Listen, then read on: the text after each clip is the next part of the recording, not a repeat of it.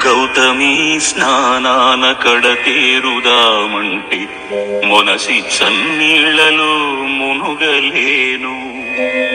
తీర్థయాత్రలచే కృతార్థుడౌదామంటే బడలిన్నేమంబు నే నడుపలేను.